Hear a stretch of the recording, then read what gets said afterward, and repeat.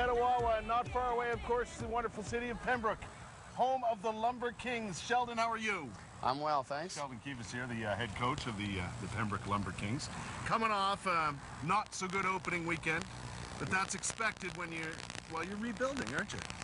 Yeah, we definitely have a lot of new faces. You know, we had to replace 17 guys. 17 guys? 17 players, so it was quite a large turnover, but we had a lot of success in placing guys into higher levels and a lot of NCAA scholarships. And isn't that nice? So very successful on a lot of fronts as far as last season's team. You got 5 returning players, and 3 of them are here this morning, and they brought some hardware we want to show off from your tremendous season last year.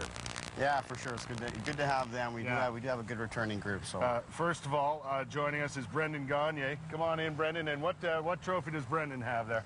Brendan's got the Bogart Nielsen Cup here, the league championship, Central Canada Hockey League here. Nice. This is the hardware for that. That's good. Francis Dupuis. Francis, come on in. This is the Eastern Canadian Championship? Yeah, that's the Fred Page Cup. Fred Page Cup. I've never actually seen that in person.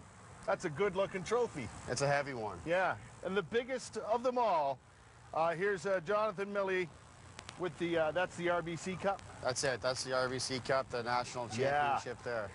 Congratulations, fellas. Thank you. You had a pretty good year, eh? Yeah, it was all right. Yeah, it was lots of fun. That's a tremendous journey to be on as a team and as individuals, don't you think? Yeah, absolutely. The trip out west was actually my first plane ride out there, and it was quite the experience. Yeah. One I'll remember forever. It's one of those things you keep with you, don't you think? That no matter where your career goes, you end up playing hockey wherever.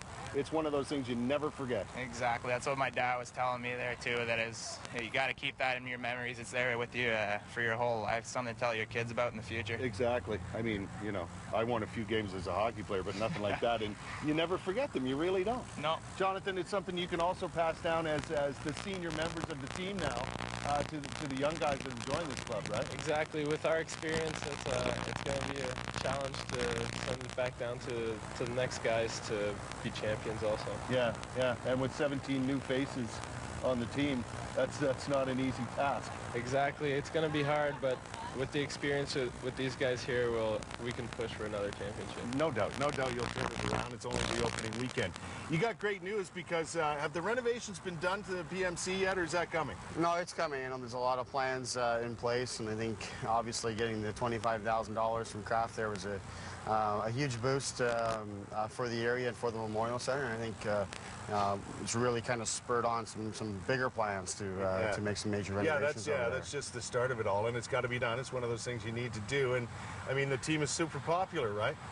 Yeah, well, I think obviously we're on a bit of a high here now with the first national championship for the community of Pembroke, and you know, the first time in many years that our league has won too. So yeah, exactly. The time is right, and we're definitely in need of some repairs over the Memorial Center. So right. We're fortunate. So you guys are you in your last year, Brandon? Now is this it for you? What happens after this? Because the CJHL has become a springboard for great careers in hockey or collegiate hockey or what have you, right?